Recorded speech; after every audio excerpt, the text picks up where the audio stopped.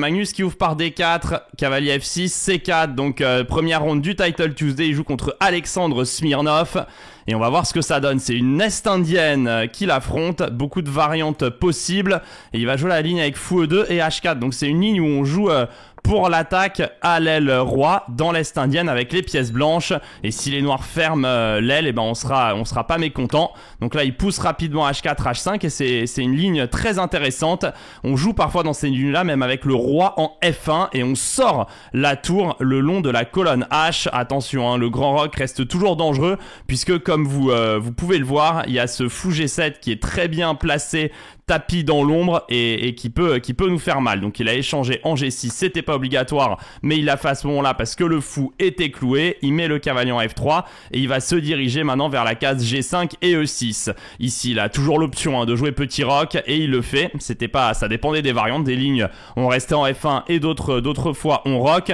Là, Magnus, qu'est-ce qu'il veut faire maintenant? Il veut mettre le fou en F4 et aller taper sur le pion D6. Le pion D6, c'est la base de la chaîne de pions et c'est donc l'endroit sur lequel on veut appuyer pour le gagner, hein, tout simplement. Le cavalier qui vient en F8 et on voit, hein, il a attaqué qu'une fois et défendu une fois, donc pour le moment il est solide, mais si on réussit à l'attaquer une deuxième fois, il sera très difficile à défendre et donc Magnus là est en train de s'organiser pour venir jaillir dessus. Il va peut-être jouer cavalier D2 ici ou cavalier G5, c'est exactement la même idée mais en mieux. Il veut aller vers la case E4, échanger les cavaliers et peut-être venir gagner ce pion en force. Si le pion D6 tombe, la partie est terminée. La dame qui vient en D7, il va probablement mettre le cavalier en E4. J'étais pas du tout sûr de moi parce que je me disais cavalier prend E4, cavalier prend E4, il y a peut-être dame F5, mais sur dame F5, il a potentiellement cavalier prend D6. Bon là c'est un petit peu de tactique. J'ai l'impression que dame F5, cavalier D6 et sur dame F4, il y a cavalier prend E8, ça ne passe pas. Et donc sur dame G4, il doit pouvoir jouer un coup comme dame D2, puis amener plutôt la deuxième tour en E1 et aller gagner ce pion D6. Hein. C'est ce que je vous disais depuis le début de la partie. Cette base de la structure et ce pion D6, c'est la faiblesse de la structure en noir. Si les noirs jouent fou E5, fou prend E5, tour prend E5, ici il y aurait cavalier F6 en fin de ligne qui fait une fourchette et de toute façon c'est très embêtant généralement d'échanger ce fou. La dame qui vient en G4, dame D2, donc il protège le fou F4. Magnus, oh et la barre qui descend bas parce qu'il y a un problème tactique. J'avais complètement raté aussi. Ici à G5, très joli. Si le fou prend, eh bien c'est le cavalier E4 qui tombe. Et si le cavalier prend, c'est la tour E2 qui tombe. Un cas de figure rarissime. Les deux pièces sont clouées. Bon alors là, le G5 est vraiment pas simple. Il l'a pas trouvé Alexandre Smirnov. Il a joué fou D4 et maintenant tour E1. Et G5 ne marche plus puisque le cavalier est maintenant défendu deux fois. Donc on pourrait simplement... on menace aussi peut-être dame prend D4, puis on prend D4, cavalier F6 et cavalier prend G4 au passage. Mais on pourrait quand même simplement prendre du fou en G5 d'ailleurs ou en D6. Et là la menace de Magnus c'est dame prend, cavalier F6, échec au roi. Et dame reprend en F4. Donc les blancs sont quasiment complètement gagnants. La tour qui vient en D8 et il va y avoir le petit dame prend D4. Très simple pour un joueur du calibre de Magnus Carlsen s'il daigne se concentrer et il s'est daigné. Et donc bien évidemment sur pion prend, cavalier F6 échec quand même et on va gagner, récupérer la dame. Les noirs ne pourront pas remanger de pièces et Magnus qui va tourner avec une pièce nette de plus. Il est temps d'être digne maintenant et d'abandonner. C'est chose faite. Victoire de Magnus Carlsen dans une magnifique partie stratégique. Allez, on enchaîne. Magnus Carlsen avec les pièces noires contre Jano. Jano, le maître feed polonais. On va voir ce qu'il nous propose. Il propose E4, A6. Oh, Magnus qui est parti pour le grand A6, C6. Alors ça, évidemment, hein, c'est du semi-troll, mais ne pensez pas qu'il connaît pas. C'est-à-dire qu'il connaît vraiment très bien. Alors là, sur cavalier F3, je sais pas s'il va faire C6, il fait H6. Bon, là, il troll. Mais le A6, E4, A6, D4, C6, il a vraiment étudié. Et là, ne pensez pas qu'il connaît rien. Là, ne pensez vraiment surtout pas ça. Vous allez voir qu'il va nous faire un tour de magie. Là, il bouge beaucoup de pions. Ne répétez surtout pas ça chez vous. H6, A6, là, tout ça, c'est des trucs de PlayStation, ça. C'est pas à faire de votre côté. Mais vous allez voir que lui va le faire marcher. Alors là il peut pas jouer cavalier F6 parce que comme les blancs ont eu le temps de roquer, il a plus le dame A5 échec et dame prend E5, donc il fait dame C7. Dame C7 c'est un coup de préparation pour cavalier F6. Bon, il fait cavalier C6, je raconte pas nimp, mais il commence par cavalier C6 ici, et vous allez voir qu'il va même pas être moins bien, hein. Enfin, il va avoir une position, voilà, cavalier F6, donc il n'y a pas de 5, hein, il y a dame prend, il va jouer B6 et fou B7, probablement, il y a aussi fou D6 qui est intéressant, qui attaque le pion, et là-dessus, il faut calculer s'il y a F4 qui prend D4, fou prend D4, fou prend F4, c'est l'idée.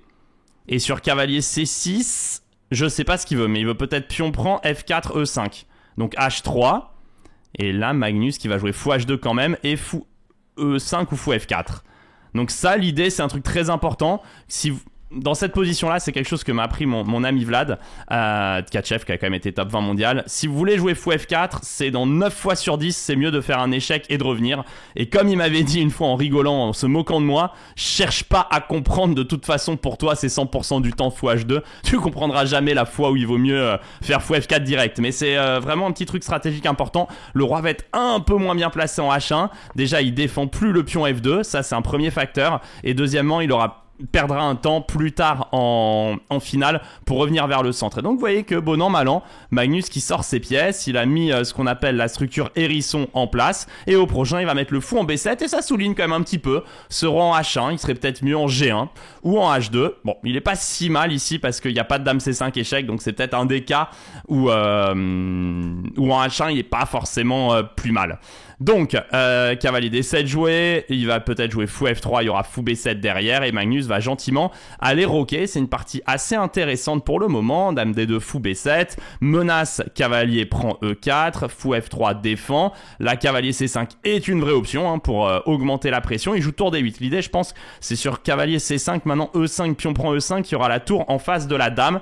Donc il souligne le placement de la dame, et il demande peut-être à son adversaire de jouer dame F2, et sur quoi il aurait cavalier C5, menace fourchette, et menace cavalier prend E4. Donc il augmente petit à petit, il fait des menaces de menaces, quoi. B4 joué, donc c'est pour empêcher cavalier C5. Magnus qui met maintenant son roi à l'abri, il a 1 minute et 12 secondes d'avance sur son adversaire, et vous voyez qu'il est en train de tricoter. Tour FD1, cavalier E8, donc ça tricote, le pion D6 était attaqué, il est défendu, et c'est pas une position simple à jouer avec les blancs, parce qu'on sent qu'on doit être mieux, on a un avantage d'espace, mais c'est vraiment difficile de le transformer. Là, un plan qui peut exister, c'est dame B8, dame A8 par exemple pour Magnus, pour augmenter la pression sur E4, et les blancs ont du mal à percer. Là, quand il joue A4, c'est bien, il prend de l'espace, mais peut-être qu'un jour il va y avoir A5, B5 et cavalier C5 qui attaquera A4 et E4. Donc ça peut petit à petit mal tourner pour les blancs. En fait, on tape, mais on ne réussit pas à faire plus. Ça joue plutôt pas mal, hein, tout de même, côté polonais. La dame qui est venue en G3, il se place en face du roi. Cavalier F8, le pion D6 est défendu, il est plus attaqué qu'une fois. On revient avec le cheval et on vient mettre une pression sur le pion E4. Maintenant, c'est 1 minute 40 que Magnus a d'avance. Dame H4, je crois qu'il sait pas trop ce qu'il fait en vérité. Parce que G4, c'est pas une idée, ce serait trop affaiblissant. Bon, il l'a joué. Peut-être tour FD8 maintenant pour Magnus, qui a un coup d'amélioration. Il joue B5, donc là il joue quelque chose de plus direct, de plus tactique. Il donne le pion, mais on va voir son idée ensemble. Sur cavalier prend B5, il veut probablement fou prend E4, et sur cavalier prend D6, fou prend F3, j'imagine, pour doubler les pions. Je pense que c'est fou prend E4 son idée. Cavalier D6, fou prend F3. Et cavalier C8, il doit avoir fou prend D1 à la fin. 25 secondes pour Jano, 2-0-1 pour Magnus. Il rentre dans la gueule du loup. Il a un pion de plus maintenant, le joueur polonais. Mais il n'a plus que 21 secondes contre 2 minutes 01. Et surtout, il y a des compensations. Clair, pour Magnus, on voit la structure de pion de son adversaire qui est délabrée. Mais il joue dessus quand même. Il va ramener la tour en G1. Pourquoi pas menacer mat? Alors, il menace pas mat. Il ramène son cavalier en G4. Il veut peut-être essayer de sacrifier quelque chose quelque part, mais attention, C4 n'est plus défendu maintenant, et c'est pris, oula, et maintenant il y a B5 qui est sous tension. Oh, il y a F4 aussi qui est sous tension, il y a tout qui tombe. Jano qui réalisait une belle partie, mais il tenait sur le fil, et là il y a absolument tout qui tombe. Le GOAT qui va mettre un deuxième point. Là il y a F4 qui saute. Quand F4 saute, il y a F3 qui saute. Quand F3 saute, il y a tout qui saute. Il fait sauter B4. Cavalier C2, il va faire sauter F4. Il n'y a pas de problème, hein, puisque tout est défendu. Maintenant, on va faire sauter F3. Alors, il a pris en G4 intermédiaire. Peut-être qu'il veut remettre un cavalier en F6 en vérité. Et cavalier prend F6, tour prend F6 et revenir tout défendre, tout cela paré du coup humain à F5 et puis on prend G4. Excusez-moi messieurs, j'avais pas vu qu'on pouvait gagner une pièce, ça fait 2 sur 2 pour Magnus, 0 point et l'autre gagné, il était trop naze en face. Très très belle partie, partie très intéressante pour progresser, n'hésitez pas à la remettre en rediff et à la revoir. Et Magnus Carlsen qui joue donc la 3e partie contre Fonsofan, joueur maître international espagnol, Alfonso Rentezaro, qui nous vient d'Espagne. Alors Magnus qui joue B3, oula, et quand il joue B3 généralement il est hyper fort. B5 de son adversaire, pas un coup idiot hein, sur fou B2, il veut mettre le fou en B7 et dire que les noirs ont pris de l'avance. Mais Magnus qui joue avec E4, il donne le pion E pour réussir à roquer rapidement. Donc maintenant les noirs ont l'avantage des pions centraux, ils en ont 2 contre 1, mais Magnus veut jouer sur un avantage de développement et un avantage d'espace. Donc là il peut carrément avoir 0 pions centraux contre 2 vrais pions centraux, mais qui ont énormément de mal à avancer, et les pièces noires ont du mal à bien s'agencer. Le cavalier qui vient en C6, et le petit défaut de ce cavalier C6 qui a un coup de développement logique, c'est que ça interdit le retour du fou dans le fianchetto. Donc maintenant Magnus qui veut tenter de gagner cette paire de fous, soit le fou repart vers G6 et peut-être même un coup comme D5 sera possible, avec qui des pions prend, cavalier prend, et peut-être des tours E1, cavalier C4, et de venir vraiment en force taper sur le roi au centre, hein, ouvrir la colonne E, interdire à l'adversaire de roquer pour aller tout simplement le mater. Soit le fou il vient prendre en F3 et Magnus jouera cavalier prend F3 et finalement on a la paire de fous. Et donc là je pense sur fou G6 il veut D5 hein. Il veut juste taper en force, pion prend, tour E1, fou E7, pion prend, cavalier C4, cavalier F6, cavalier D6 échec et terminado. Donc son adversaire qui ne prend pas bien évidemment, qui garde le statu quo au centre, qui garde son pion E6, mais ça donne à Magnus cavalier E5, cavalier F3 et regardez la position. Oui on a 2 pions centraux en réalité contre 1, mais regardez le placement de pièces. Magnus qui laisse cavalier C2 parce qu'il a cavalier prend G6 intermédiaire qui prendrait le socle du cavalier. Et là il va tout simplement mener une attaque. Alors je sais pas comment il va prendre l'avantage, mais ça se voit que les blancs sont mieux. Et ce qu'il va prendre en G6, il fait fou F4, donc il veut prendre en G6 à un moment donné. Il veut prendre en G6, ah oui, et quand il y a rock, il voudra peut-être prendre en F8, il voudra peut-être prendre E6, prendre G6, et s'il prend F4, prendre F8, ça c'est une réelle option. Il y a aussi des tours 1 qui peuvent arriver, cavalier C2, il y a toujours cavalier G6, fou C2, il doit y avoir un coup peut-être comme dame D2, tout bêtement, et j'ai du mal à trouver le coup pour les noirs. Alors l'ordi donne pion prend D5 ici, très franchement, j'y aurais pas songé, on y songe peut-être avec les noirs par la force des choses, et il le joue d'ailleurs, mais j'aurais pas du tout pensé que ça va. J'aurais pensé qu'un coup comme tour E1 est ultra fort, mais il doit y avoir un problème tactique. Ah, peut-être à ce moment-là, roc, cavalier prend, pion prend, et fou prend D6, dame prend, et comme on n'a pas ouvert la colonne D, c'est ça l'idée. Là, ça tombe vraiment bien pour Fonsofan qui évidemment n'avait pas envisagé les coups de Magnus et qui a ce petit coup de bol A3 qui chasse le cavalier, obligé de repartir vers C6 et cavalier prend D7. Wouah, mais que veut Magnus? Bon, sur dame prend, il y aura pion prend D5, ça jouera le clouage. Alors, est-ce qu'on fera fou prend un D6 d'abord? Peut-être pas d'ailleurs. Et sur cavalier prend, il veut tour E1, roi D8 et dame prend D5. Ah ouais, il veut y aller comme ça. Et vous voyez, c'est hyper intéressant. Pourquoi il sacrifie une pièce ici, Magnus?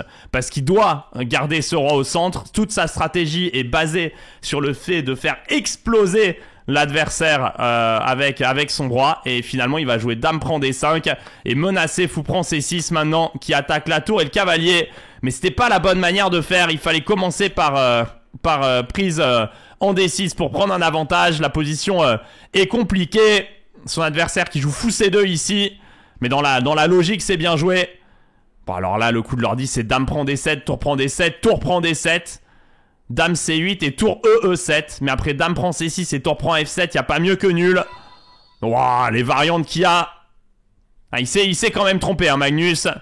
Il a joué au feeling. On a l'impression que dame C5, cavalier C5, on va réussir à mater, mais on n'y arrive pas en réalité. On peut pas tout supprimer. Dame prend D7, ça fait nul, ça fait pas mieux. Et donc il faut trouver une autre manière de faire. Fou prend D7. A pas l'air inintéressant, mais ça doit pas suffire. Ça a pas l'air idiot quand même, mais il doit y avoir juste fou prend D1 et on n'a pas de On n'a pas de suite. Peut-être, ouais, l'ordi donne G3 sinon comme coup. Intéressant hein, de voir ce que Magnus va trouver. Avec l'idée fou prend D1, tour prend D1 et le fou a pas vraiment de bonne case et on reprendra après en D7. Mais il est plus gagnant. Enfin, G3 c'est pas illogique. Parce qu'en fait fou prend, tour prend. Il y a D7 qui reste en l'air. Et G3 si le fou part là-bas, bah, peut-être on pourra faire fou prend D7 et cavalier E5. À vrai dire G3 c'est un coup assez logique. Il joue fou prend D7. Fou prend D1, tour prend D1 et fou D6. Et oui, il s'est fait avoir le GOAT. Et le problème c'est que sur fou B5 il y a fou H2 échec. Et sur cavalier G5 ça va pas non plus. Donc il va devoir rentrer dans une finale avec une qualité de moins.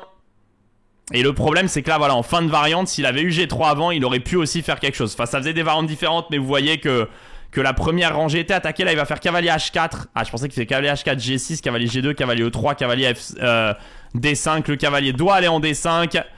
Ici ça attaque le pion. Et sur tour C8 je sais pas ce qu'il veut. Ah il veut tour A4. Et sur tour C7 cavalier D2. Ah sur tour C7 il peut faire cavalier D4, tour prend. Cavalier C6 tout est changé. Et prendre A6. Là il a cavalier D4. Il avait cavalier D4 mais il a dû penser que ça ferait nul. Je sais pas pourquoi il a pas fait. C'était plus fort et c'était logique hein. J'avais vu sans ordi pour le coup. Donc c'était un coup humain. Mais il revient vers F1. Il veut cavalier E3. Il va se mettre sur le socle en E3 et protéger son pion C4. Allez, il va la travailler.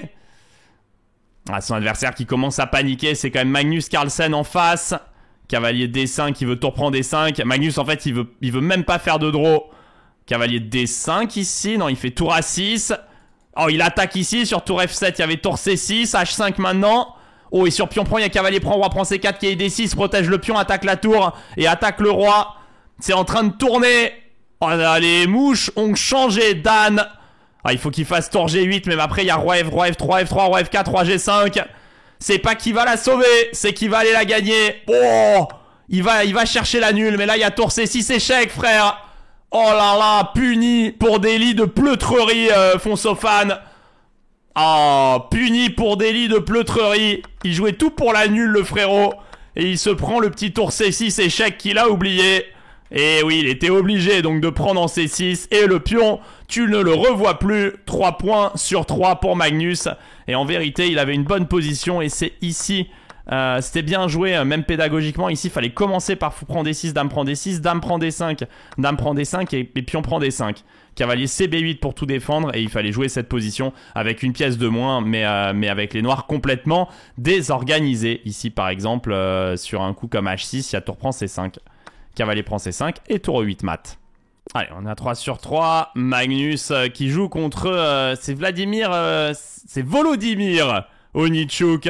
Oh, c'est très gros blitzer là, le joueur ukrainien. Il joue extrêmement bien, Volodymyr. On va voir ce que Magnus nous propose sur E4. Est-ce qu'il va nous envoyer du A6? Non, il fait une sicilienne. C5, cavalier F3 et E6. Donc, des siciliennes de type Tabmenov. Et il joue B3. Un coup que j'ai beaucoup joué moi aussi dans cette ligne. C'est un coup assez intéressant. Le fou qui vient se placer en B2 en fianchetto. Et il va jouer aussi avec G3 fou G2. Alors ça je le faisais pas. Mais vous allez voir que ce fou B2 peut être intéressant. Et quand on joue avec D5 on peut vouloir échanger. Et après mettre le pion en D4 pour jouer contre un pion isolé.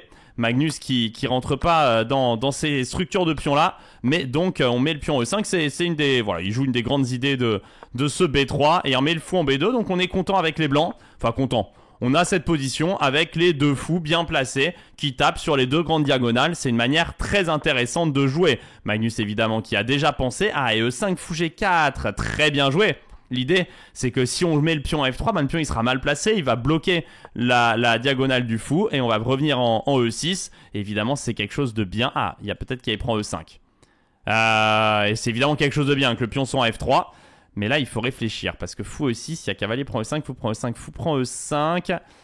Ouais, et on a un pion de moins. Donc fou F5. Et là, cavalier E5, il y a peut-être tour E8. Hein. Dans ces cas-là, ça semble être l'idée, bien évidemment. Et donc, ce pion F3 a du mal à venir en F4. Et D3, là, pour éviter des E4. J'aime pas du tout la structure blanche ici. Maintenant qu'il a dû jouer ça et ça. Mais il n'a pas fait de gaieté de cœur. Hein. Ça a été... provoqué évidemment par Magnus Carlsen. Après la position reste compliquée. Le pion E5 est quand même une cible de choix. Il a du mal à se faire protéger par un autre pion pour le moment. Mais Magnus se réorganise. Mais attention, hein, ça peut partir en C4, fou B6. C'est pour ça qu'il joue roi H1 rapidement. Le cavalier qui va venir en D5 pour libérer le pion F, j'imagine. Encore que ça, c'est pas obligatoire. Il joue dame D7. Alors sur F4, je pense qu'il y a juste pion prend. Et ça a attaqué le pion E3. Donc tour E8, tour E1, dame F2. On se place. Je sais pas, je vois bien jouer un cavalier D5. Mais comme il l'a pas fait plus tôt, il va probablement pas le faire. Sans que je comprenne vraiment pourquoi. J'ai l'impression qu'on n'est pas mécontent. Bon là, il y a le pion C5 tête en l'air maintenant. Il joue H5, il prend de l'espace. Il veut peut-être envoyer H4, F4, on échange. Et il veut essayer de jouer sur ce fou B2 Volodymyr. Il n'y arrive pas pour le moment, position très compliquée. Moi je préfère quand même les noirs, hein. J'ai l'impression qu'on a un petit problème à long terme sur le roi. Donc il gagne le pion C5. J'avais raté en vérité, on va pas se mentir. Mais bon, tour E2, ça remet pas forcément en cause ma sensation. J'ai l'impression que le roi est un peu faiblard. Le pion F4 un peu sous pression. Après, tour E2, ça menace... ça menace sur prend G2, roi prend G2, fou H3, fou prend H1 et fou prend F4 à la fin. Donc oui, ça menace quelque chose. Il hésite probablement avec fou H3. Fou prend F4, tour prend F4, tour E1. Je pense pas que ça fonctionne.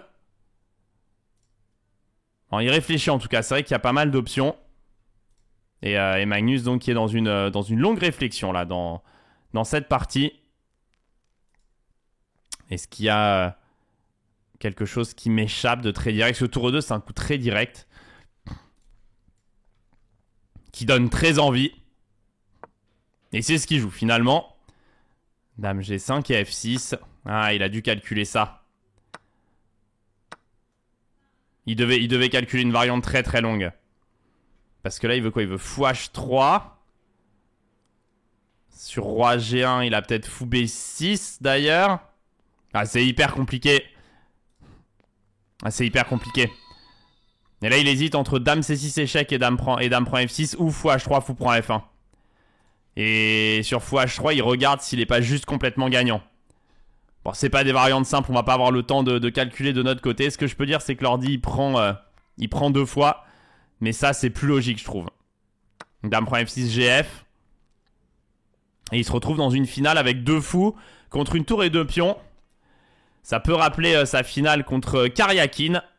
En finale de championnat du monde en rapide en départage. Et j'imagine qu'objectivement, ce truc-là doit être nul. On va voir ce que ça donne. Là, il est en train de préparer un genre de fou F5 avec du H4 échec, fou F2. Et il est en train de réfléchir à comment s'il peut faire marcher ça. Il met le fou en D4. Ah, je suis pas sûr qu'il ait bien joué là, Volodymyr. Parce que ses pions se font fixer. Et s'il fait C5, en fait, Magnus va juste jouer fou E6. Je pense qu'il veut juste mettre le fou en E6. Et sur C5, renaviguer. Il fait fou F5. Alors sur pion prend. Bon là, il menace pas fou prend D3. Il y a tour D1. Sur pion prend. Tour C7, roi G6. Et le pion B5, est-ce qu'il peut l'attaquer? Il y aura peut-être des H4 échecs après, parce que sur roi prend H4, il peut y avoir des fous F2 mat. Je sais pas si vous le voyez, ce schéma de mat, il y a le roi en G6. C'est une position très complexe. Magnus qui a plus de 33 secondes, hein. Il a perdu beaucoup de temps sur le tour E2. La position est vraiment très complexe. C5 joué, roi E7. Donc oui, sur C5, c'est plutôt roi E7. Avec l'idée sur C6 de jouer roi D8, C7, roi C8. Et donc le roi qui viendrait en bouclier pour tout arrêter. Donc le roi qui passe de l'autre côté. Attention, menace mat en 1. Attention, Volodymyr, il repart quand même. Ah là, le roi va venir en D7. Ah, roi H4, fou G4, c'était une vraie perte de temps. Et là, le roi en D7 est très bien placé parce qu'il contrôle la colonne. Et sur C6, il veut roi C7. Il met le roi en C6 quand même. Là, pour le moment, il n'y a pas de fou E2. Le fou qui va venir vers F5. Ah, il peut pas prendre tour D2, il n'y a pas de fou F2 échec. Et fou G6, il veut tour G2. Et fou F7, tour G7, il veut pénétrer le long de la colonne G. Donc Magnus qui fait fou D3. Et là, je crois qu'il veut fou prend D3. Ah, fou prend H3, pardon. Parce que je crois que sur tour C3, il avait un échec. Mais là, il y a des pions qui s'éliminent. Il fait fou F1. Menace, fou prend des 3 échecs. Sur roi prend... Je sais pas ce qu'il veut. Mais le pion qui vient en F6. Ah, ça joue bien là côté Onichuk. Ça joue extrêmement bien. Pas de fou prend des 3 une nouvelle fois. La tour qui est en train de contourner. H3, l'ordi qui donne est gagnant après tour E6, mais ça me paraît très difficile à jouer. Parce qu'on a l'impression après fou prend, pion prend que ça donne rien. Et Magnus qui passe, qui veut passer par derrière. Ah, Volodymyr qui donne un premier pion. Ah, le tour E6 était tellement dur. Il en donne un deuxième. Et maintenant, c'est Magnus Carlsen qui peut filer à dame. Oh, le fou en D5 est tellement bien placé. Attention, tour H6 échec. Oh, joli ça de la part de Volodymyr. C'est le contre de Volodymyr, tour H6 échec. Roi B5, tour B6 peut-être. Roi A5, le roi qui est chassé. Tour B8, B3. Oh, le pion qui est en train d'aller à dame. Magnus qui peut plus l'arrêter. B2, C7, fou B4. C8 dame, B1 dame et dame prend C4 qui va arriver. Et Magnus qui va s'incliner ou pas. Dame C7, roi A4, dame prend C4, A5 forcé. C'est pas encore complètement fini. C6, il va y avoir encore un échec en E1. Attention, la tour en B8 n'est pas protégée. Attention, cette tour en B8 n'est pas protégée. Ouais, c'est chaud. Évidemment, c'est gagnant hein, pour... Oh, et dame E6. Bravo Volodymyr. Ouais, j'ai un petit geste...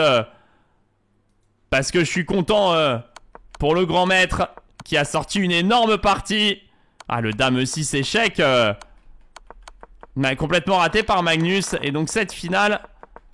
Ah, il avait raté un très joli tour E6 ici, mais qui était complètement introuvable pour moi. Faut prendre E6, pion prend. Avec l'idée de jouer E7 et roi F7. C'est tellement dur. Allez, on est reparti. 5e ronde. Magnus qui a perdu la précédente et qui va devoir faire une réaction d'orgueil, une réaction de champion contre Perec, le Marijo 2643. Et qui nous sort un E4, le joueur hongrois. E4, E5, cavalier F3. Menace le pion E5, cavalier C6 le défend, fou B5 l'espagnol, et A5 un coup de misclic. Magnus énervé encore de sa partie précédente. On va voir comment il fait marcher ce coup. Et ben il met le cavalier en A7, donc là il espère peut-être fou A4, B5, fou B3 A4, fou D5 C6, et ciao. Ciao l'artiste. Alors il joue fou B3. En fait il veut B5, fou prend F7, roi prend et cavalier prend E5 échec je pense. Donc j'imagine que Magnus va jouer D6 en fait. Il joue B5 quand même. Il relève le défi. Bon alors moi je vous annonce si j'avais les blancs c'est fou prend F7 tempo. Hein. Magnus ou pas. Magnus ou pas. Ah peut-être je commence par fou D5 d'ailleurs. C6 et fou prend F7. L'un ou l'autre. En tout cas ça réfléchit côté Perec. Il envoie. Il envoie Perec. Beau joueur, il fait plaisir le maître international hongrois. Cavalier F6, Magnus qui se développe. La position des noirs est assez pourrie, hein, même si on a une pièce de plus. Ça va être dur de tout sortir. Mais c'est intéressant de voir Magnus se tirer de sale drap. Attention, hein, si un jour il y a un E5 qui arrive... Ouais, cavalier D5, ça a l'air d'être bien joué. Parce que ça veut enchaîner avec du fou G5. Et taper sur la diagonale. C'est pour ça que Magnus a joué roi E8, hein. Sur cavalier F6, je pense qu'il veut dame prend F6 et sur dame H5, G6, il défend tout. Sur fou G5, à mon avis, il veut pion prend.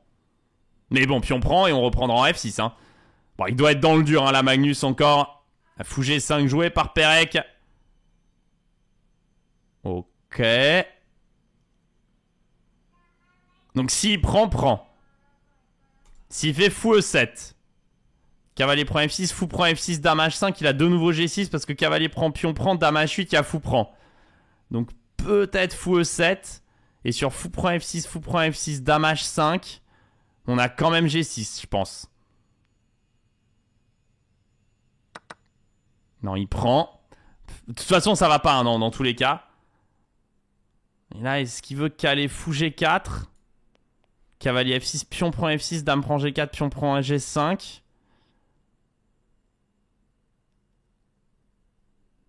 C'est chaud. Ce cavalier en A7 qui va jamais voir le jour. Parce que fou E7, j'y crois pas en fait. Il fait fou G4, ouais. C'est ça, si on veut défendre, faut sortir les pièces. Il n'y a pas assez de pièces en jeu. Cavalier F6, GF, dame prend, pion prend G5. Ça a l'air moche. Ah, parce qu'il y a encore une tour qui va arriver en D1. Mais bon, il aura 2 pièces de plus. Il aura 2 pièces de plus. En tout cas, c'est une partie amusante. C'est une grosse game en vrai. Dame C1, ça soulagerait un tout petit peu Magnus. Il resterait en difficulté, mais bon, on a la même position en ayant sorti le fou. Donc il joue F3. Il peut caler un échec en C5 du coup. Ah, mais il peut plus faire petit roc, j'avais oublié. Aïe. Donc il prend D5. Il laisse D8. Mais il va vouloir caler fou C5 échec et cavalier E3. Allez, c'est très bien défendu. Parce que regardez, il n'y a pas de case d'entrée sur la colonne D. Et donc sur dame D3, il y aura tour prend D8. Ah, ça c'est très très bien défendu. Et maintenant il va faire tour prend D8. Pion prend. Et peut-être qu'il prendra F1 à ce moment-là. Alors c'est encore mal pour les noirs. Mais au moins le roi il va peut-être pouvoir jouer tour D7 et partir vers B8 là-bas. Il s'accroche. Il a filé la dame au très bon moment Magnus. 1 minute contre une 23. Ah, c'est une jolie partie. Ah, je préfère prendre G4 qui est prend F1, tour prend F1. Et roi D7 peut-être il veut. Et tour F7 échec, il partira vers C8. En fait c'est important pour lui de... En fait là-bas le roi en B7 il sera bien placé. C'est le seul endroit où il peut aller, mais s'il y arrive... Il sera plus sous pression. Et la Pérec. La Pérec doit vraiment jouer. Donc il prend. Prise F1, prise F1. Et là apparemment roi D7 est fort. Il fait tour F8. Je pensais qu'il voulait partir avec le roi. Mais tour F8 c'est bien joué aussi. Tour F5. Ok. G6. Tour prend F8. Roi prend F8. Et il va cacher le roi de ce côté. Ok. Ça va. Ça marche aussi. Son adversaire veut pas prendre en F8. Il met la tour en F6. D'accord. Il rentre dans le trou. Ah là, Magnus doit se barrer avec le roi. Il peut pas rester ici. Et le roi en C8, il me paraît bien. Il fait fou E7. Ah, il veut vraiment aller vers G7. Ah, bien joué ça de la part de Pérec. Joueur très intéressant dans sa manière de jouer. J'aime. Mais attention de ne pas se faire fixer. Il n'y a pas dame prend B5 à cause de tour D8. Et là, si Magnus prend E5. Ah, il veut encore dame B5. Mais bon, cavalier D4, il n'a pas le temps de faire C3 évidemment, il a attaqué. Et Magnus va vouloir avoir le cavalier bloqueur. Alors il va avoir du mal à gagner les pions Magnus. Il va faire C6 là je pense. Il fait roi F7. Un cavalier E6, il laisse le pion B5 en l'air. Mais il veut tout défendre. Ah, il n'y a plus d'échec maintenant. Il va peut-être pouvoir aller attaquer avec sa tour. Et oui, il laisse le pion A5 mais le cavalier défend C7. Il n'y a plus d'échec, regardez. La dame ne peut plus mettre le roi en échec. Et donc il va aller mener une attaque de mat. H5. Ah, et c'est joli. Le cavalier E6 qui défend tout. Tour FD8, tour E2, tour D2. Et le cavalier E6 et le roi F7. Regardez ce qu'on appelle l'harmonie aux échecs. Ah, il menace encore de rentrer. Mais il ferme la porte. Oh, il veut passer par derrière. Il veut faire le backdoor. Mais il se fait mater Pérec. Ah, il avait tenté le backdoor. Hein. C'était bien joué. Rentrer par la porte de derrière. Mais la porte de derrière était fermée. Et c'est Magnus qui pénétrait en premier pour remporter la partie. Magnus Carlsen maintenant contre Vladislav Kovalyov. Ah, ça va être une partie difficile. Il va falloir aller la win. D4, cavalier F6, C4, E6. Alors, cavalier F3 sur fou B4 échec. On se garde les options, mais notamment fou B2. Il joue avec B6. Magnus qui va aller mettre le pion en G3 probablement et mettre le fou en G2 en vis-à-vis. Généralement le vis-à-vis des fous comme ça est plutôt favorable au blanc puisque le fou sera protégé par le cavalier, par le roi pardon. Mais Magnus décide une autre ligne, il a joué A3 pour éviter fou B4, mis le cavalier en C3 et jouer D5. Et donc là l'idée des blancs c'est de jouer avec E4 en réalité et de venir enterrer le fou B7 qui sera mal placé hein, forcément derrière sa chaîne, derrière la chaîne de pion blanc, en face de la chaîne de pion blanc. Donc il a changé de structure de pion, il joue une structure de pion de type plutôt est-indienne, mais l'attaque des noirs à l'aile roi va bien avoir du mal à partir. On va voir si comment Magnus tente d'en profiter. Il joue G3, H4, prise d'espace, je pense qu'il va faire sortir son mauvais fou en H3. C'est chose faite. Si le fou noir de case blanche revient en C8, on ne sera pas mécontent d'échanger les fous. Et sinon, et du coup, on gardera les bonnes pièces. Là, Kovalyov qui essaye de venir installer durablement son cavalier en C5, mais il va perdre le pion A4. Ah, il perd pas le pion A4 parce que sur cavalier prend A4, il y a cavalier prend E4, dame prend E4 et tour prend A4. Mais après cavalier D2, son seul coup de défense c'est dame E8 et les pièces de Kovalyov vont être complètement attachées en fait en défense. Vous allez voir. S'il fait dame E8, en fait, il a plus de plan, je crois. Il va être bloqué parce que fou C8, il se fait échanger et le fou peut plus intervenir pour défendre A4. Et s'il doit garder sa dame en E8, qu'il n'y a pas d'autres cases sur la diagonale parce qu'elles sont contrôlées et sa tour en A8. Le problème de Kovalyov, et c'est pour ça qu'il réfléchit, c'est qu'après dame E8, il n'a plus de suite. Il n'y a plus de coups. Il ne pourra plus bouger. Ah, c'est marrant. C'est très marrant comme plan. Il va être complètement attaché. Il le fait, mais il est attaché. Et cavalier B5. Menace, cavalier prend C7. Bon, il peut toujours jouer fou B8 et Magnus qui va vouloir jouer cavalier B1 et cavalier C3. Ouais, c'est bien joué. Bon, il n'était pas obligé, hein. Cavalier B5, c'était une idée parmi tant d'autres. Mais il va mettre son cavalier en C3. Donc cavalier B6, c'est le seul coup. Donc il réussit quand même à trouver quelques petits trucs là, Kovalyov. C'est plutôt bien joué ce qu'il a pensé avec cavalier D7. Je suis pas sûr que cavalier B5 était le plus fort du coup. Mais il y avait peut-être une autre défense que nous avions ratée. Et Magnus qui joue B3. Ah, il change de plan. Bah, c'est là qu'il est ultra fort. Maintenant, il joue pour le pion A passé. Regardez les structures. Sur C6, au pire, on échangera et le pion D6 restera arriéré. Et il veut jouer A4, A5, A6, A7, A8. Donc fou C8, prise C8, prise C8 et A4. Et maintenant, il va aller jouer un petit roc pour mettre le roi à l'abri. Ou roi F1 pour mettre le roi en G2. Et il va se dire que les noirs sont fixés de l'autre côté. Mais Kovalyov qui contre-attaque. L'Empire contre-attaque. Là, il fait F5. Et il va vouloir aller peut-être prendre et ramener la dame en F5. Et le cavalier B6, vous voyez, qui joue quand même. Même s'il paraît très mal placé parce qu'il tape le pion C4. F3. En voilà un coup qui est dangereux. Mais j'imagine que sur pion prend, il veut cavalier prend. Et on réussit pas à surcharger la dame côté noir. Ah ouais, c'est très très très compliqué comme partie. Il va prendre, cavalier prend E4. Ah, dame A8, on pourrait tenter d'aller attaquer A4. Ça peut être intéressant, mais il y a aussi C7 en l'air. Et ce que veut Magnus, là, c'est juste roi G2, hein, venir tout protéger.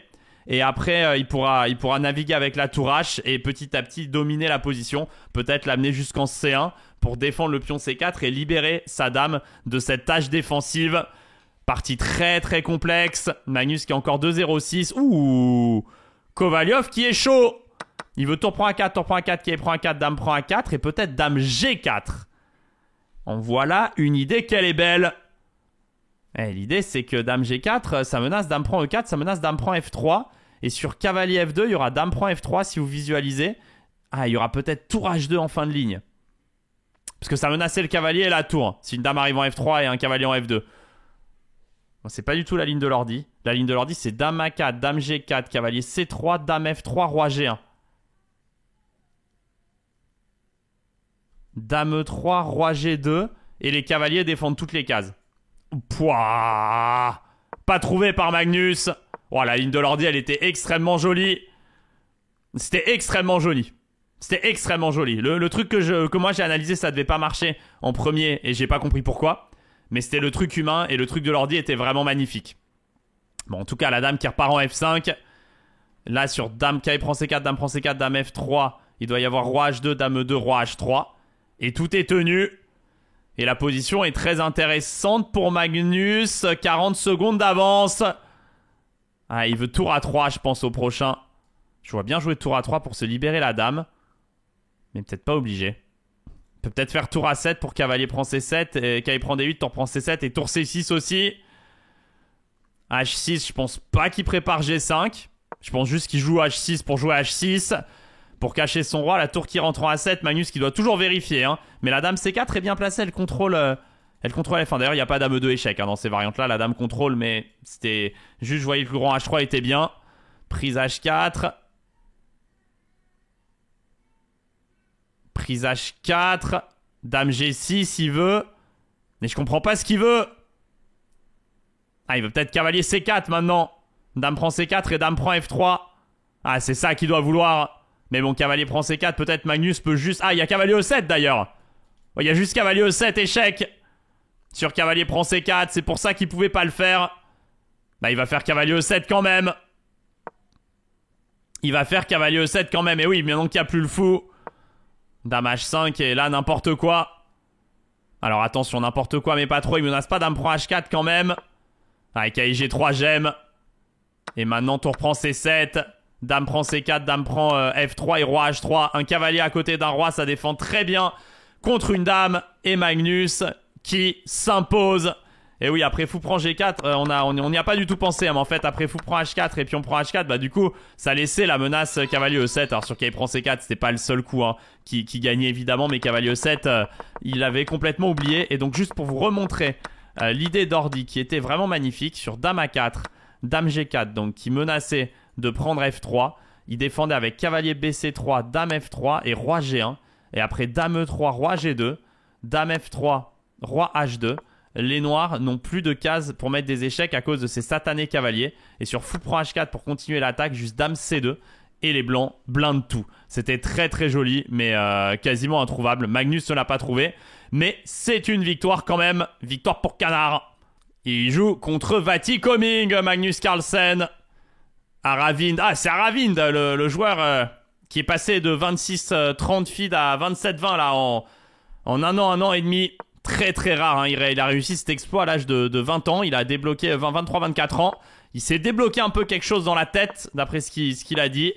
Une peur qu'il avait et il a réussi une très belle année. Alors il est peut-être un petit peu en surchauffe. Mais en tout cas, c'est un joueur à suivre dans le futur.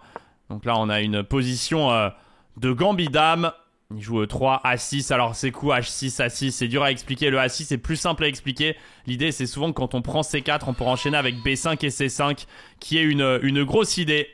En tout cas, ça fait réfléchir Magnus dans cet ordre-là. Et dans les lignes où on prend D5, prise D5, le coup A6 serait aussi utile. Et là, comme il y a eu B3, il le joue avec B6. Bon, tout ça c'est vraiment de la théorie moderne, mais comme vous voyez, les blancs ne sont pas vraiment très entreprenants pour le moment sur l'échiquier, donc ça laisse aussi le temps aux noirs de jouer ces petits coups de placement. Donc le fou qui est venu en B2, l'autre fou qui est venu en G2, les fous qui crachent du feu, ça rime, on cherche d'autres rimes en E, on n'y arrive pas. Donc Vati qui va enchaîner avec du développement, va peut-être nous sortir le fou en D6, puis venir roquer gentiment, fou B4, aussi une option, il met le fou en D6, c'est le plus logique. On échange, et j'imagine qu'il va jouer un... Ah, j'allais dire qu'il a joué tour E1, mais il peut aussi jouer dame E2. Il peut jouer cavalier D2 aussi peut-être. Coup intéressant, puisque ça peut venir jouer pour E4 et essayer de faire sauter ce pion D5 et avoir plus tard une poussée lui-même D5 pour ouvrir le fou B2 le long de la grande diagonale. C'est une position, une partie très intéressante, partie dite de fond de cours. Ici, pour la petite anecdote, le premier coup de l'ordi, c'est tour B8. Pour ceux qui suivent le match de championnat du monde, il y avait un tour B8 très bizarre joué par Gukesh dans une position avec un pion en A5. Et ben ici, le tour B8, il serait un peu plus logique parce qu'il vient protéger le fou et s'enlever de la diagonale. Mais non, il n'a pas joué tour C8. Ça, c'est un misclick. Mais je partirais plus sur autre chose. Mais c'était intéressant de faire cette petite aparté. Aravind là qui prend trop de temps par contre. Il a maintenant 50 secondes de retard. Il se passe rien d'incroyable. Il faut jouer un coup. C'est vrai qu'il veut pas voir E4 arriver, mais je crois qu'il pourra pas l'empêcher. Alors peut-être s'il veut vraiment pas le voir, fallait jouer fou B4. Dame E7, d'ailleurs Magnus a peut-être commencé par A3 pour prendre les cases. Il prend D5. Bon, il va reprendre du pion, d'accord. Je pensais vraiment que Magnus voulait jouer pour E4 et il joue pour cavalier C4. Ah, il joue pour cavalier C4 pour jouer le long de ce clouage sur la diagonale et essayer de gagner les cases. Bah, ça force peut-être un peu fou B4, mais il est gêné par A3. Mais fou prend C3, prise C3, il y aurait du cavalier E4. Donc il peut peut-être jouer fou B4. C'est pas complètement dénué de sens. Il joue tour D8. Prise D6, prise D6. Et tour C1. Donc là maintenant Magnus, il doit être content parce qu'il a obtenu un avantage à long terme. C'est l'avantage de la paire de fous. Si les noirs jouent C5, on pourra prendre et jouer contre les pions pendants. Mais là sinon on va avancer gentiment. On va jouer tour C2 ou dame C2. Taper un peu sur la colonne. Mettre la tour en D1. Cavalier F6, c'est logique. Si ça échange, il reprend du cavalier. Mais il va essayer de la travailler Magnus. Sa paire de fous c'est quand même un avantage à long terme, hein. S'il réussit à jouer du F3, E4, il sera mieux. Je pense pas qu'il joue pion-prend ici. Ah, il joue pion-prend. Il joue pion-prend. Ok. Mais fou H3... fou H3, j'avais raté l'idée. Mais ça va peut-être aller gagner le pion. Ah ouais, fou H3, c'est bien vu.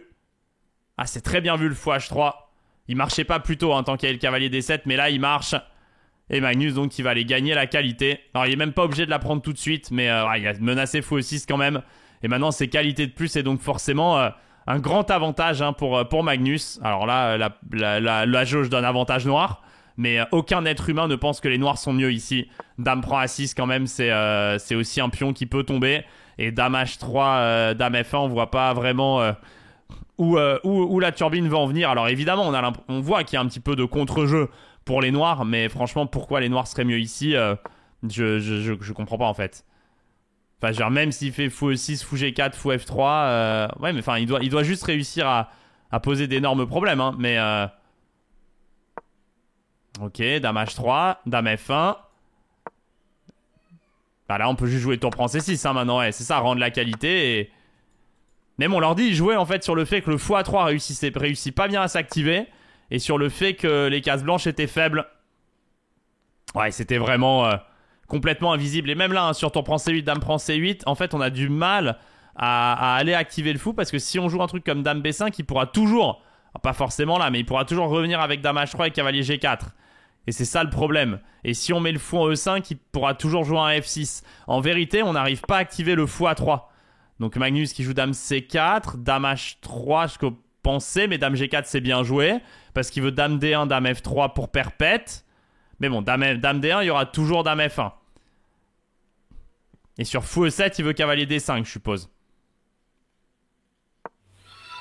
Et dame prend D5, dame D1, dame F1, ça marchait pas. Bon, peut-être qu'il avait cette idée. En tout cas, là, sur dame C2, il a joué dame H3. La position est vraiment très compliquée. Le problème là pour Magnus, c'est qu'il menace cavalier G4 et il a plus dame F1. Ouais, c'est vraiment pas simple.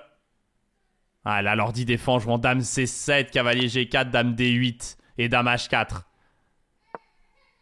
Très joli. Magnus lui jouait pour cavalier G4, dame A8, dame E4, dame G2. Je pourrais vous le montrer après. Et là, il fait fou E7 maintenant. Attaque le cavalier, pas le temps de cavalier G4. Dame H5 menace dame D1. Et dame C2. Et ça y est. Il est cuit parce que ça défend D1.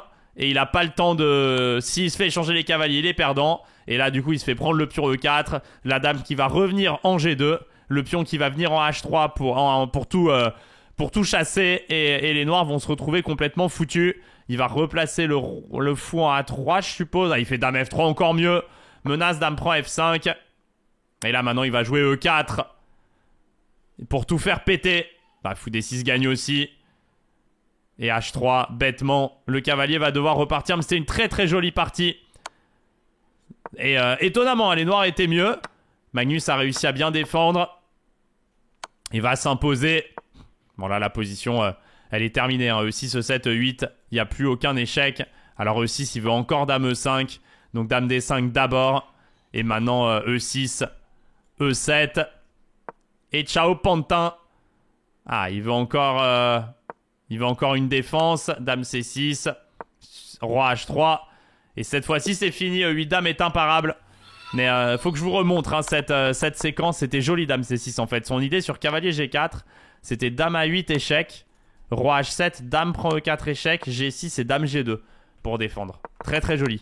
Et l'idée de l'ordi, c'était dame C7, cavalier G4, dame D8 échec, roi H7 et dame H4 pour défendre le pion via l'autre côté. Très très très joli. Et donc c'est marrant, mais la position ici, elle était juste avantageuse pour les noirs. Parce que le roi était trop faible, mais ça c'est vraiment très dur à comprendre. Et le fou B2 réussit pas à jouer, les tours peuvent pas s'activer à cause de C6. Bon, très intéressant. Magnus Carlsen contre Vladimir Kramnik. En voilà une partie intéressante. Oh là là là là là là là là. Attention Magnus. Oh que oui, il va pas falloir faire trop de précision ici. Oh, issu E4 à 6. Oh, il doit pas être bien, Cracra. Kramnik, hein, qui a été champion du monde, il avait battu Garry Kasparov en match. Et Kramnik qui lui joue le A6, C6. Oh, il doit pas être bien, Cracra. Donc ça transpose en quelque sorte dans une variante d'avance de la Caro-Kann, où le coup A6 c'est pas complètement débile. Et là, il attaque le pion D4, et sur cavalier F3, il voulait mettre le fou en G4 pour clouer. C'est l'idée de Magnus, je vous l'avais dit plus tôt dans le tournoi, qu'il connaissait ce système, il a étudié. Et là, je pense qu'il va... Ah, fou G4, F3, fou H5... Un peu bizarre, et fou G4 maintenant, il a échangé d'abord, ça change un truc que je ne comprends pas, mais ça change un truc. Peut-être là, sur cavalier F4, il y a de la prise en D4, enfin, pas comme ça, mais probablement il y a une idée de ce style-là où le pion en D4 sera en prise, ce qui n'aurait pas été complètement le cas après CD sur cavalier F4. Il veut fou G6, Cracra qui envoie E6, ce qu'on appelle une attaque de nuit, puis on prend E6, il veut visser la case E5 et visser le fou F8, mais attention, Magnus qui va vouloir jouer avec cavalier F6, peut-être ranger le fou F7 en cas de besoin, G6, fou G7 et roc. Cavalier C3, BC3 joué par Magnus, et là peut-être il y a du E5 qui peut partir, pion prend, et E6, laisser redonner un pion, mais pour s'activer. Magnus qui joue cavalier F6, il veut pas rendre le matériel, donc il va partir sur le plan de base, il va mettre le fou en F7, parce que sur G6 il y a G4, ou alors il va jouer E5, pion prend, cavalier prend. Ça c'est dangereux. Parce que le développement n'est pas terminé. C'était plus sécuritaire d'avoir joué les échanges plus pleutres. Mais bon, Magnus qui veut jouer le maximaliste. Il veut jouer le punto de plus. Donc là, si Magnus a le temps de faire qu'il prend D3, dame prend D3 et E5, fou D6 et roc, il est complètement gagnant. Le problème, c'est que le pion E, évidemment, il va avoir du mal à avancer. Donc là, cavalier prend D3, dame prend D3, on a du mal juste à terminer le développement. Magnus qui joue dame D6. Il aura un temps à gagner à un moment donné, Magnus Carlsen, sur un dame B6 échec ou quoi. Dame A4, sur B5, à prise B5, la tour A8 reste en l'air. Donc il va jouer un coup de défense, cavalier C6. Et Kramnik qui a une suite, il a cavalier B5. Donc le cavalier n'est pas comestible. Il va falloir décaler la dame. Le coup logique, c'est dame D7, je suppose. Puisqu'il n'y a pas de shenanigans à tirer la dame pour un cavalier C7. En tout cas, j'en vois pas. Donc dame D7 semble être le coup le plus logique. Attention de ne pas se prendre un cavalier D6 à un moment donné pour Magnus. Il joue dame D7, ouais, c'est normal. Oh, et là, l'ordi montre un coup magnifique et c'est trouvé par le Kram. Fou F5, sur dame prend F5, il y a cavalier D6. Oh, c'est terrible. Magnus qui donne la dame. Magnus qui est en train de se faire éteindre. Et il abandonne. Kramnik, comme je dis toujours, soit tu le crames, soit il te nique. Et il a niqué. Et il a niqué, les amis. La correction de Cracra. Et ouais, je sais pas pourquoi il a pas joué dame D8 en fait du coup. C'était loin d'être terminé. Ah, et oui, quand on a peur du cas. Oh, c'est terrible. Cavalier D6, il a juste raté. Il a vu cavalier C7 échec en fait. Roi D8 et cavalier prend A8. Et il a oublié cavalier D6. Ah, c'est terrible pour Magnus Carlsen. Ah, pas facile, quand on a peur des procédures de Kramnik. Ça fait craquer. Oh, Vladimir Kramnik avec les pièces noires contre Marco Materia. Oh, ça va être une magnifique partie. 7 sur 8 pour les deux joueurs. Ah, la partie va être incroyable. Cavalier F3 pour Marco. Cavalier F6, C4. Est-ce qu'il va réussir à le cramer? On va le voir. Une anglaise de cavalier. G3 peut-être pour fou G2. Ça peut partir là-dessus. Sur D5, on pourrait échanger, essayer de jouer le pion isolé. Kramnik qui met le fianchetto en face et Marco qui va envoyer des quattros. Il met la tour E1 d'abord. Alors, est-ce qu'il va préparer E4 pour E5? Est-ce que Kramnik va se sentir obligé de jouer D5 avant? Allez, Kramnik qui réfléchit, cavalier C6. Ah, peut-être E4 ici quand même, ou pas? Ah, ça semblait être l'idée, hein. E4, D6, D4. Et on pourra avoir une structure de type Étau de Maroxy. Ah, ça va être une excellente partie. Il envoie D4 quand même.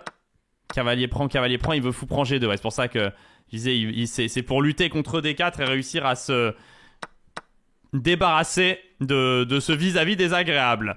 Allez, Marco qui va devoir réussir à poser sa position. Peut-être qu'il va jouer avec B3, fou B2.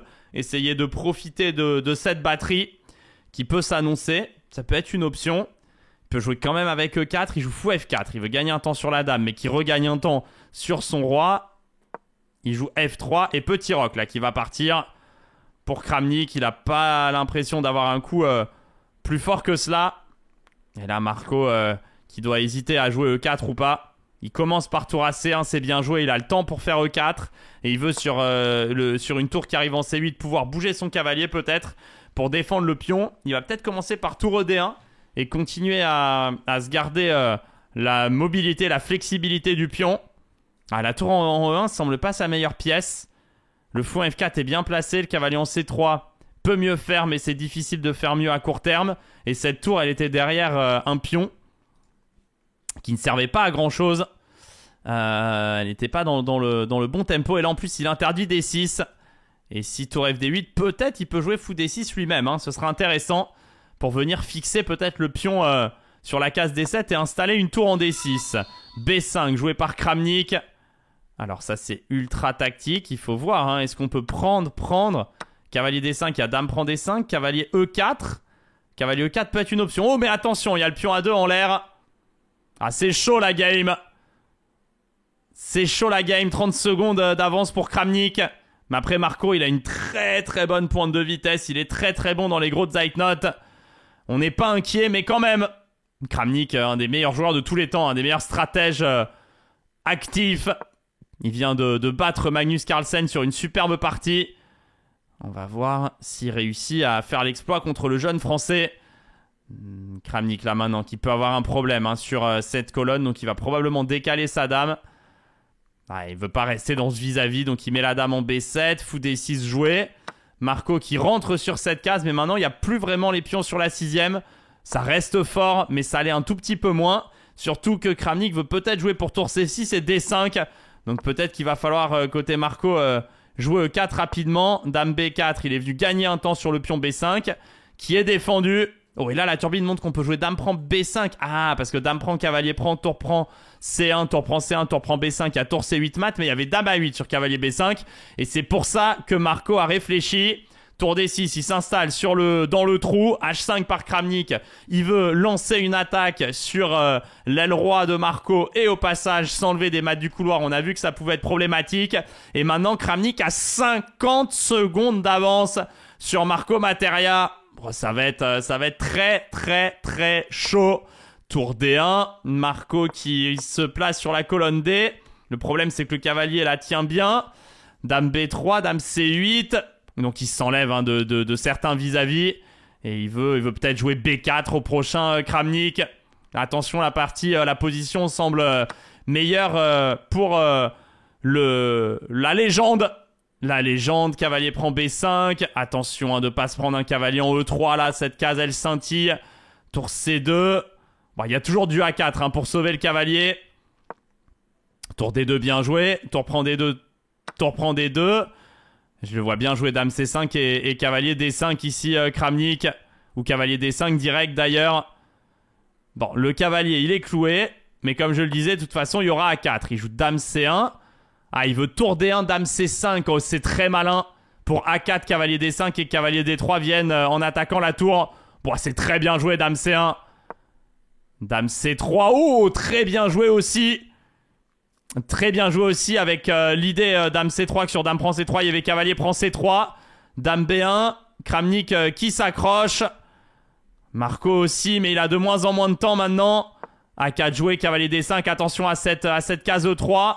J'ai peur qu'il y ait la tour qui arrive en C8 et qui parte vers C1 ici. Ah, c'est très très tendu. Dame D4, c'est bien joué. Parce que tour C8, il peut menacer aussi des tours C4. Dame E1. Alors, Dame E1, il menace quoi? Il menace peut-être rien, mais avec énormément de force. La dame qui est proche du roi. Tour C2. Attention, hein, si un cavalier arrive en E3, ce serait terminé. Mais il veut peut-être des dames D2, Marco. H4, il veut menacer peut-être H3 et dame F1. Dame D2, il veut chasser la dame. Il va jouer H3, roi prend H3, dame F1, roi G4. Marco qui part à la chasse. Mais ça y est, le roi qui monte. Il n'y a pas de mat direct. Allez, ça va. Sur dame G2, il y a E4, ça tient encore. Elle est tendue la partie. Oh, il y a peut-être roi H7 pour tour H8. Et roi G6 qui peut être intéressant. Oh, ça peut être une très jolie idée, ça. Enfin, le coup principal de l'ordi, c'est F6 pour jouer G5. Et il joue dame G1 et E4 et la partie qui est en train de tourner. Apparemment, Marco peut tout défendre maintenant. Kramnik qui a craqué. Kramnik qui a craqué. Cavalier E7, tour C1, la dame va être chassée, le roi va pouvoir revenir. Ouais, c'est bien joué, Marco qui s'en sort. Il revient du diable Vauvert, dame F2 chasse la dame, dame C2, le roi qui revient vers G2. Marco qui va pouvoir cacher le roi et revenir. Kramnik qui se débat hein, pour essayer d'ouvrir la position, il n'y arrive pas. Il est en train de cramer les fils là, Kramnik. Mais attention, hein, attention. B3 défend tout, déprend E4, FE. Il prend de la dame, il laisse dame F1, la dame qui va pouvoir revenir. Il le voit pas, Kramnik. Il ne le voit pas. Oh, il sucracra. Oh, attention, dame E2, il y a cavalier E3. Allez, c'est bien joué, tour F2. Il revient proche de son roi. Tour C8, il prend pas les pions, Kramnik. Mais attention à la dame la tour qui va arriver en C1, le roi qui repart de l'autre côté. Il est en train de faire tourner Kramnik en bourrique. Cavalier prend E6.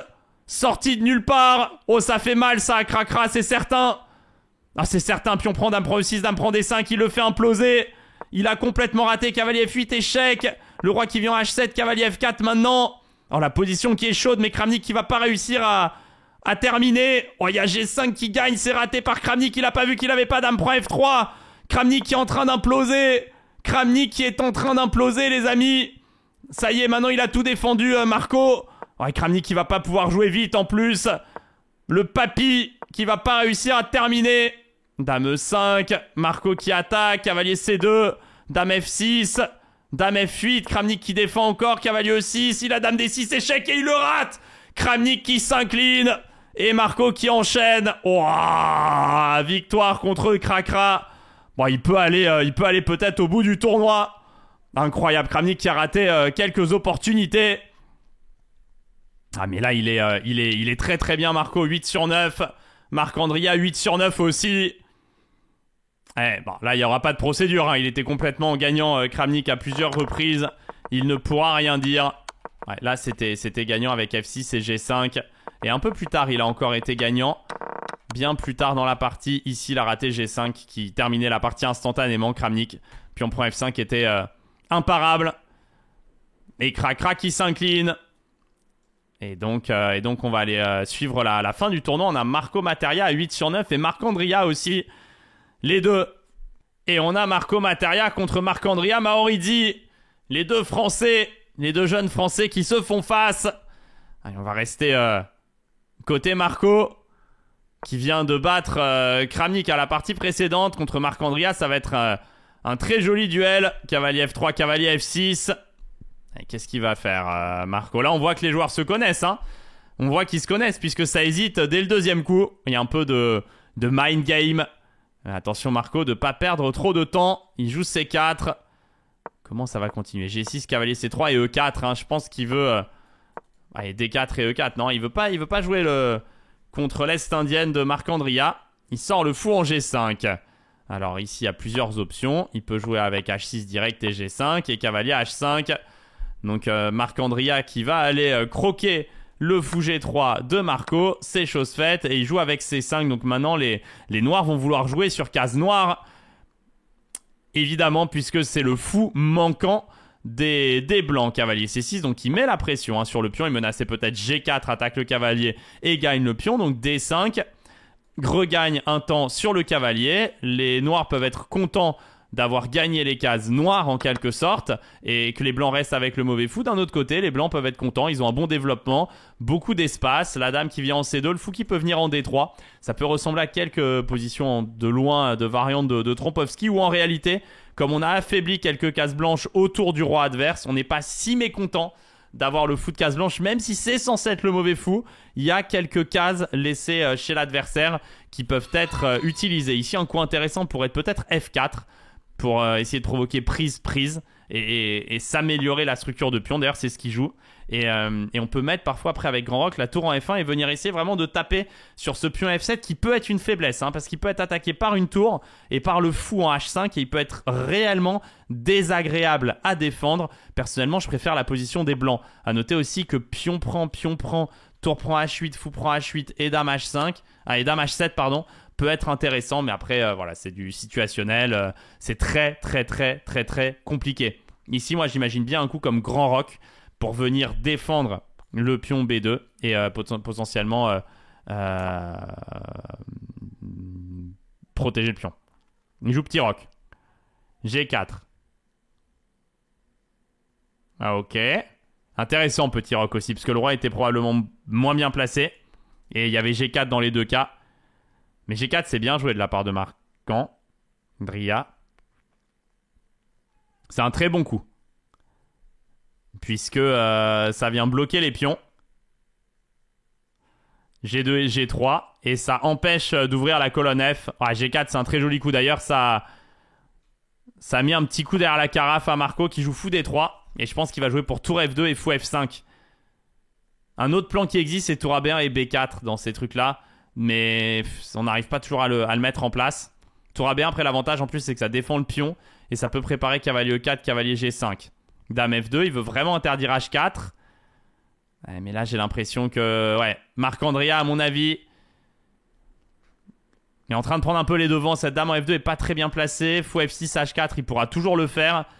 Et j'ai l'impression que les blancs vont avoir beaucoup de mal. Le dame F2 était un peu en trop. Il a fait le tour B1 après. Et donc là, clairement, il aurait mieux fait de laisser faire H4 et prendre. Bon, la position reste compliquée. Il vient de jouer des bons coups là. Tour AB1, cavalier E4, c'était certainement le bon plan. Ça interdit fou F6, c'est bien joué. Ouais, c'est bien joué là ce qu'il a fait en vérité. Roi B8. Est-ce qu'il va faire A3 pour essayer de jouer B4? Ou même B4 direct pour pion prend et A3. Mais il y aurait B3. Dur à jouer. Cavalier G5 peut être une option aussi pour attaquer F7. Ouais, si Marc-André a réussi à jouer fou F6, H4, ce sera terminé. Donc il fait A3 pour essayer de faire B4. Et sur dame B3, il pourra jouer peut-être juste tour D1. Protéger le fou et chasser la dame plus tard. Ouais, Marc-Andrea qui rentre. Ah, il joue dame E2, plus intéressant. Il veut mettre le fou en C2 et jouer B4. Et après, attention, hein. H4, GH, tour prend H4. Il peut peut-être passer le roi jusqu'en G3 en vérité. Et se trouver une cachette assez étonnante. Allez, plus que 30 secondes d'avance pour Marc-Andrea. Qui trouve pas ce qu'il voudrait trouver. Il fait H4, fou C2 à tempo. Bon réflexe hein, de la part de Marco. Qui avait déjà calculé en fait H4. Et il décide de laisser H3. Et puis on prend H2 en se disant qu'il fera roi prend et tour H1 j'imagine. Donc ça part de l'autre côté. Et il a réussi à s'ouvrir la colonne B. Donc maintenant il peut peut-être jouer tour B3, tour B1. Il y aura encore B6 hein, pour tout défendre. Et on a du mal à jouer à A4. Alors peut-être qu'il va commencer par A4, mais de toute façon il n'aura pas A5. Il fait F5. Oula, F5 c'est ultra risqué. Parce que pion prend G3, il pourra plus prendre. Mais il dit pion prend G3, dame prend G4. Et sur tour H1, roi H1, tour H8, il n'y a pas de mat. C'est chaud. Ah, le roi là maintenant il est bloqué dans un truc un peu chelou. Ah, il est bloqué dans un truc chelou là, le roi. Ah, il va devoir jouer peut-être cavalier G5, cavalier H3. Il met la dame en F3. Ah, il veut peut-être avoir un cavalier prend C5, D6 et un truc en D7. Enfin là, ça marche pas comme ça. Mais je pense qu'il veut se faire marcher un truc comme ça. Ah, est-ce qu'il a le temps de se dégager le roi?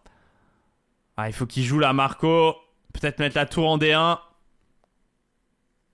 Pour essayer de jouer D6. Mais il fait cavalier D2. Alors que veut-il? Tour H4, c'est bien joué. Ah, j'ai l'impression là que c'est très dur avec les blancs. Mais il n'y a pas de mat. Hein. On a l'impression après tour H8, roi F1 que les blancs sont à deux doigts d'abandonner. Mais bon, tour H1, roi E2. Et bizarrement, le roi E2 qui tient tout et les cases blanches sont tenues. Le cavalier qui revient en E4. À mon avis, il va pas revenir en D2. Il tente le D6. Et tour D5. Ouais, mais là, il va se prendre le fou C6. Il a ouvert la position maintenant. Et Marc-Andrea qui va s'imposer. Cruel ce title pour Marco. Tour H1 et l'attaque par derrière qui va arriver. Tour E1, roi D3, dame prend A3. Et ça va en être fini de ses espoirs dans ce title. Dame B4, roi D3, il n'y a pas encore de mat, mais ça va arriver. Ah, il tient encore. On sait pas trop comment, 2 secondes 0-1. Marc-Andrea qui trouve pas le mat, qui prend D6. Là, il veut mettre le roi en E4, je pense. Là, il va monter. Bon, de toute façon, il a pas le choix. Fou prend D6, tour prend D6, dame prend C2, roi E5. Le roi qui se barre. Ah, et la tour D6 qui tombe cette fois-ci. Et là, c'est terminé. Il a un peu le seum, il abandonne pas, mais je peux comprendre. Il bat quand même cracra sur le chemin. Il a battu Nepo. Et là, il doit s'incliner. Tour G6. La dame qui tombe. Et c'est Marc-Andrea qui va jouer la gagne dans le tournoi. Il a 9 sur 10. Et il va devoir affronter Onitchuk, hein, qui est chaud aujourd'hui. Il a 10 sur 10. Il a battu Carlsen. Il fait peut-être une des plus grandes performances des titles. On va voir si Marc-Andrea réussit à le faire exploser. Marc-Andrea contre le génie du jour, Volodymyr Onitchuk. Si vous avez suivi ce title depuis le début, il a battu Magnus Carlsen un peu plus tôt. Il a besoin que d'un match nul, Onitchuk, mais on n'a pas le droit de proposer nul au title avant le 30e coup. Allez, il va falloir tout donner pour réussir à le battre et peut-être aller gagner ce tournoi même. Ah, quoique, de toute façon, ah ouais, en fait, Onitchuk, il a le tournoi gagné à 100%. Je crois, avec le départage. Donc, Marc-Andrea qui joue pour s'assurer la deuxième place. Et ça va être une belle partie. G6 joué, il va mettre le fou en G7. Ce pion en F3 hein, qui va pas être mal placé au final puisqu'il va décider de partir pour Grand Rock, Onitchuk. Oh, ça va être une partie d'attaque de folie. Ça va partir sur des H4, H5 côté blanc. Marc-Andrea qui bloque. Et là, une idée thématique de ces positions, souvent, c'est de jouer G4, pion prend et H5. De donner les pions carrément devant le roi adverse pour s'ouvrir les colonnes et venir par la suite attaquer. Et c'est ce qu'il joue Onitchuk. Le G4 qui part. Et sur pion prend, il veut H5. Et essayer de tout ouvrir. Pion prend G4. Et vraiment s'ouvrir toutes les colonnes. C'est du classique, c'est du thématique. Attention marquant hein, de ne pas être trop en retard sur son attaque à l'aile dame. Plus que 2 minutes 30 pour marquant. Bon, je dis plus que, mais c'est quand même un beau matelas encore. Mais c'est lui qu'Onitchuk a joué G4 qui force Marc-Andrea à tanker. Peut-être qu'il a intérêt à juste jouer tour C8 hein, et à pas s'embêter avec cette structure G4 H5. Et si les blancs venaient à prendre, ils pourraient reprendre du cavalier. C'est d'ailleurs la décision qu'il a prise. Ça paraissait vraiment dangereux d'aller prendre et de se faire ouvrir. Donc tour C8 joue le long de la colonne C et sur pion prend, cavalier prend. Alors après évidemment les blancs pourront mettre la tour en G1 et le fou en H6, mais lui il décide de jouer cavalier D5 et l'idée d'Onitchuk c'est de gagner, c'est de prendre en H5 avec les intérêts. Lui ce qu'il veut c'est forcer G prend H5 pour ouvrir la colonne G et mettre une tour en face hein. Imaginez si les deux pions G disparaissent, la tour viendra en face et viendra laminer le roc de Marc-Andrea. Donc Marc-Andrea lui veut vraiment prendre du cavalier et c'est pour cela que ce cavalier D5 est venu l'attaquer. 1 minute 45 pour Marc-Andrea contre 2,23 pour Onitchuk. Allez, là ça devient dur. Il prend en G4. À mon avis, il fallait le faire. Je suis complètement d'accord avec cette décision. Cavalier prend F6, fou prend F6. Et maintenant, H5. Alors, Marc-Andrea, est-ce qu'il y a des menaces? Il peut peut-être jouer un dame B6. Avec l'idée qu'il prend C6, dame prend B2 mat.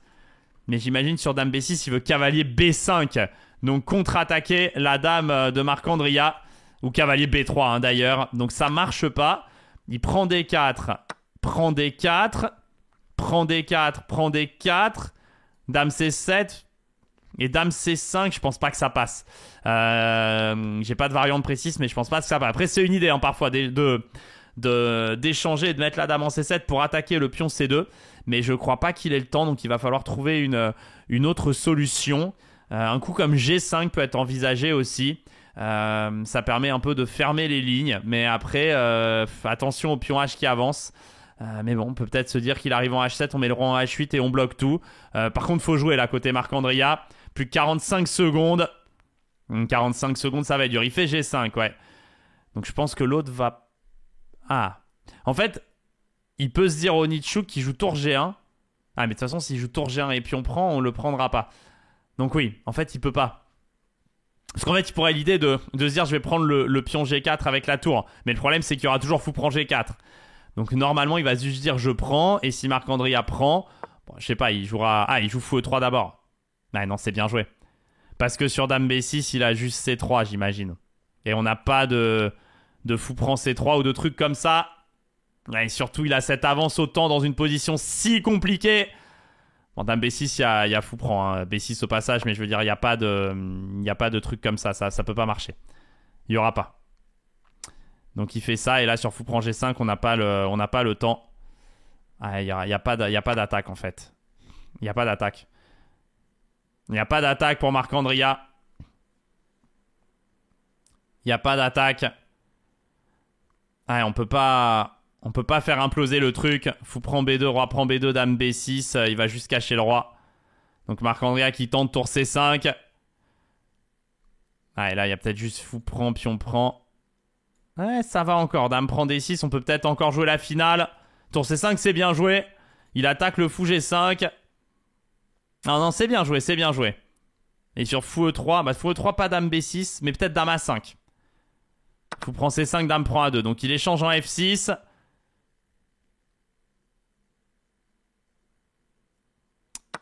Et puis on prend G4. Et malheureusement, on a un pion de moins. La dame qui arrive en B6, ça menace toujours rien. Il faut espérer qu'à un moment donné, il y ait un contre. Un tour C8, tour prend C2. Ah, il met le roi en B1 sur tour C8, il va mettre le fou en D3. Ah ouais, non, il s'accroche bien. Et là, le pion en B3. Et ils défend tout sur... toutes les cases blanches sont défendues, regardez. Marc-Andrea, s'il avait un fou de case noire, il serait très bien. Mais là, les cases blanches sont toutes défendues. Et il se fait contre-attaquer de l'autre côté. Dame D4, tour F2. Tour C5. Ah, tour G2, c'est bien joué. C'est bien joué. Tour G1, il y avait dame prend G1. C'est pour ça que ça gagnait pas encore pour les blancs. Marc-Andrea qui échange. Roi B2, dame D4, dame C3, j'imagine. Est-ce que la finale peut aller? Ah, on n'a pas l'air très beau, mais... Ah, il va prendre la nulle. Parce que ça lui assure le gain du tournoi. Oh, ok.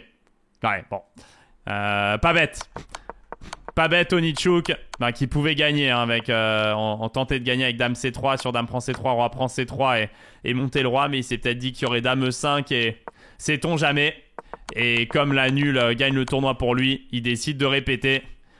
Très bien joué de sa part. Marc-Andrea qui va finir à 9,5. Donc Onichuk qui finit à 10,5. Il aurait peut-être pu tenter de faire 11. Et Marc-Andrea malheureusement qui ne finira probablement pas sur le podium. Et donc ouais, c'est donc Marc-Andrea finit 4ème. Derrière les 3 que vous voyez.